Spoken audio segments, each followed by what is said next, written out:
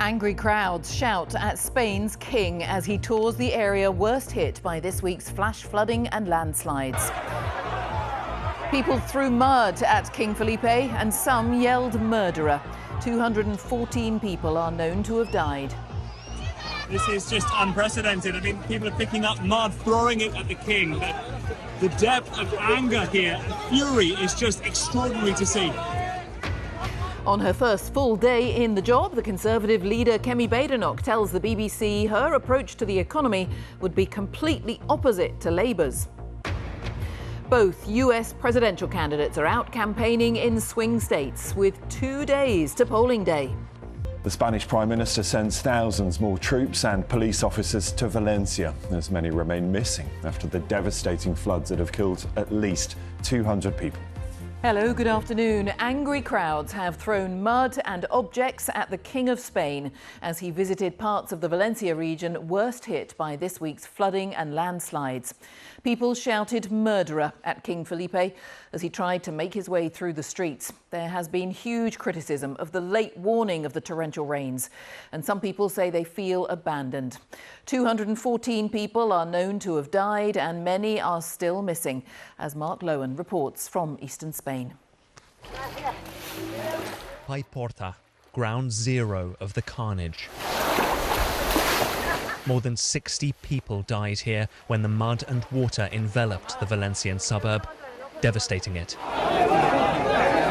Into the heart of darkness today came Spain's king and queen, prime minister and the regional president accused of failing to warn of the floods in advance and of a desperately slow response. Asesino! Asesino! The chant, murderer.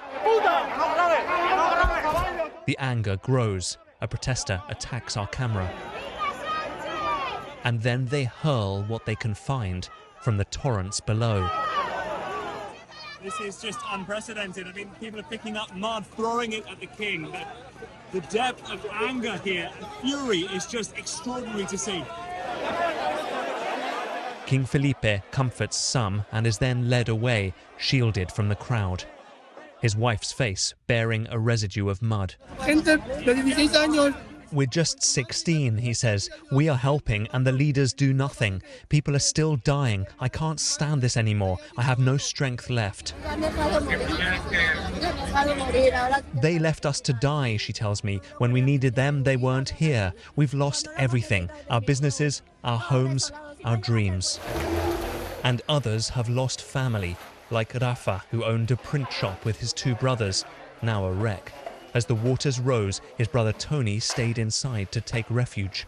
Tony's body was found a street away, his 3 sons now without a father. We are outraged. This is a great country, but with disgusting, incompetent leaders. I'm so angry I can't talk anymore. I don't have the strength to speak about my brother. He was a really good person. I have no more words. I'm sorry. It is, frankly, hard to take in the apocalyptic scale of this destruction. To get Paiporta alone back on its feet, the homeless rehoused in shelter, damage reimbursed, could take months. But then repeat that for mile after mile of this stricken region. Spain, stunned, traumatized, and where rage is tipping over, only eased by the solidarity of the people.